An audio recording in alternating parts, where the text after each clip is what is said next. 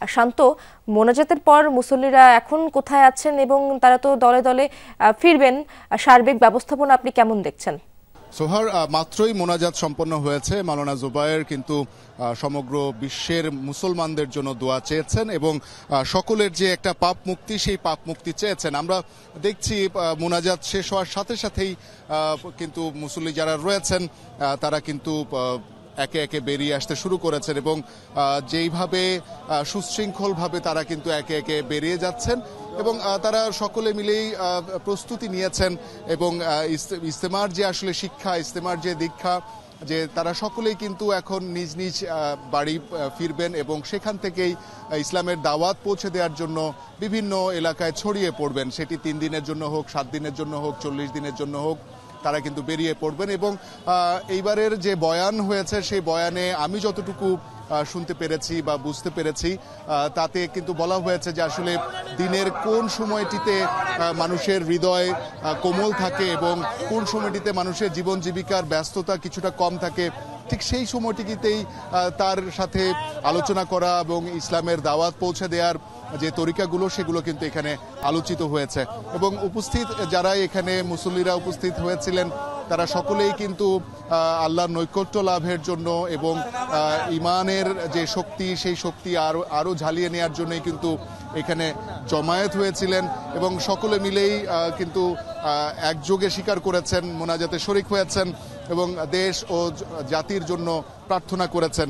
একই সাথে যেমন নিজের পাপ মুক্তি, নিজের জন্য ক্ষমা লাভ অথবা মাফ চাওয়ার যে বিষয় রয়েছে, তেমনি নিজের পরিবার, আত্মীয় স্বজনের রোগ মুক্তি, পাশাপাশি মুসলমানদের জন্য, সকলের জন্য দোয়া চাওয়া, একই সাথে বিশ্বের অন্যান্য যে মুসলিম রাষ্ট্র রয়েছে সেখানেও যাতে শান্তি বিরাজ করে, সকলে মিলে যাতে মুসলিম উম্মাহ এর জন্য দোয়া চাওয়া হয়েছে।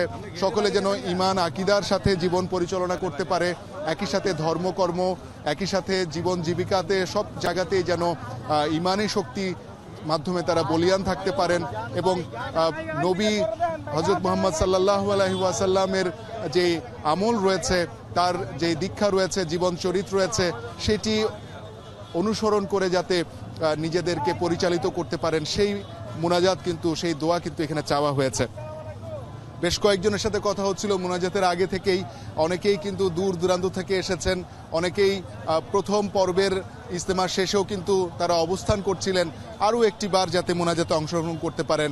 ঠিক তেমনি পার্শ্ববর্তী জেলা ঢাকার বিভিন্ন এলাকা থেকে, গাজীপুরের বিভিন্ন এলাকা থেকে কিন্তু অসংখ্য মানুষ এসেছেন। শেষ মুহূর্তে আমরা কিন্তু দেখেছি যে মুহূর্তের মধ্যেই পুরো ময়দান কিন্তু কানায় কানায় পরিপূর্ণ হয়ে গেছে এবং আমরা দেখেছি যে এখানে যত মানুষের উপস্থিতি, সকলে মিলেই কিন্তু কোনো প্রকার ঝঞ্ঝাট ছাড়া একদম নিচ্ছিদ্র নীরবতায় তারা কিন্তু মোনাজাতে অংশগ্রহণ করেছেন, আল্লাহর কাছে ফরিয়াদ করেছেন এবং কান্নাকাটি করেছেন, আল্লাহর কাছে চেয়েছেন যাতে সকলে মিলে, সবাই মিলে সুন্দর একটা জীবনযাপন তারা করতে পারেন এবং সকলে মিলে যাতে শান্তির পথে, ইসলামের যে শান্তির পথ, সেই পথে যাতে পরিচালিত হতে পারেন, সকল ধরনের বাধা যাতে কেটে যায় ইমানি দায়িত্ব পালনের ক্ষেত্রে, সেই কথাগুলো কিন্তু তারা দোয়া করছিলেন এবং সকলে মিলে প্রত্যাশা করেছেন এই যে ইজতেমার আমলে যেন যাতে তারা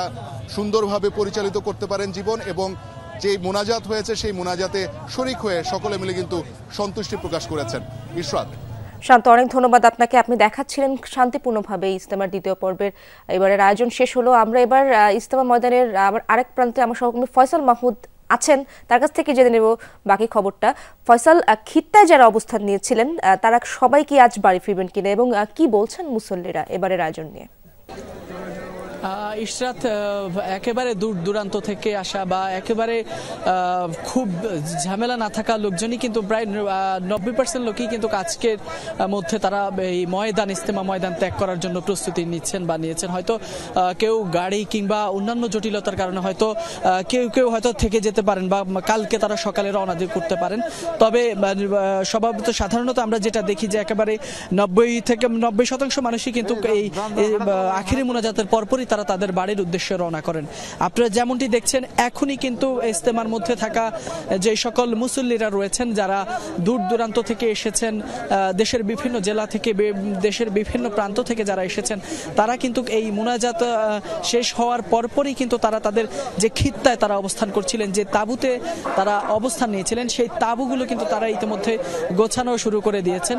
এবং আপনারা দেখতে পাচ্ছেন যে মানুষ কিন্তু আখেরি মুনাজাতে অংশ নেওয়ার জন্য যে হাজার হাজার মানুষের ঢল নেমেছিল তুরাগ পাড়ে, তারা কিন্তু সকলেই কিন্তু এই মুহূর্তে তারা তাদের গন্তব্যের উদ্দেশ্যে কিন্তু সকলেই রওনা করেছেন।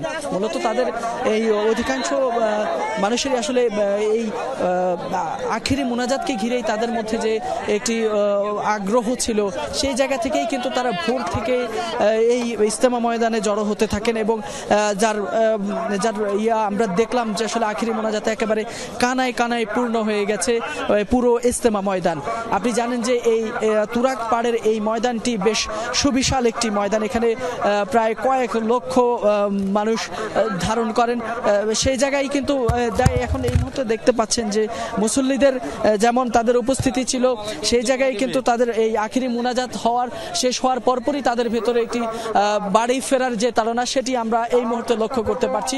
যারা দূর দূরান্ত থেকে আসছেন তারাও কিন্তু ইতিমধ্যে তাদের যে সকল বেডিং পত্র আছে তারাও সেগুলো গুছিয়ে নিয়েছেন। আর যারা আখেরি মুনাজাতে অংশ নিয়েছেন তারাও কিন্তু ইতিমধ্যে তাদের গন্তব্যের উদ্দেশ্যে রওনা করেছেন। ধন্যবাদ আপনাকে ফয়সাল। আমার আরেক সহকর্মী পলাশ প্রধান আমার সাথে ইতিমধ্যেই যুক্ত আছেন, দেখতে পাচ্ছি আমরা। পলাশ, ঘরমুখী মানুষের স্রোত কি দেখা যাচ্ছে কিনা? আমরা দেখছিলাম, আমাদের দুই সহকর্মী আমাদেরকে দেখাচ্ছিলেন অনেকেই বাড়ির পথে ফিরছেন। আপনার সেখানে কি অবস্থা? চোখের অশ্রু দিয়ে আল্লাহর দরবারে ফরিয়াদ করেছে যেন তার নিজের এবং পরিবারের দেশ তথা ইসলামের যেন শান্তি বয়ে আনুক।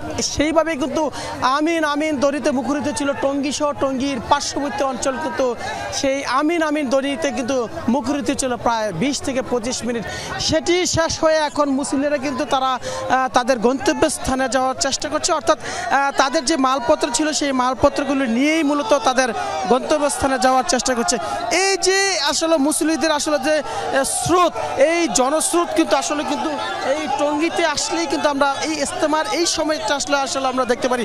তবে এই যে 3 দিনের যে ইজতেমা জামায়াত, এর মধ্যে কিন্তু আমরা দেখেছি যে আখির মুনাজাতেই সবচেয়ে বেশি মানুষের অংশগ্রহণ হয়, সেই দৃশ্য কিন্তু আমরা দেখতে পাচ্ছি। তবে কিন্তু এই যে মুসলিমরা কিন্তু স্বতঃস্ফূর্তভাবে কিন্তু বলছিল যে 2 পর্ব, অর্থাৎ এই যে জুবায়ের অনুসারী যে 2 পর্ব দুটি কিন্তু আসলে শান্তিপূর্ণভাবে আসলে অনুষ্ঠিত হয়ে আসছিল, অর্থাৎ শেষ হয়েছে।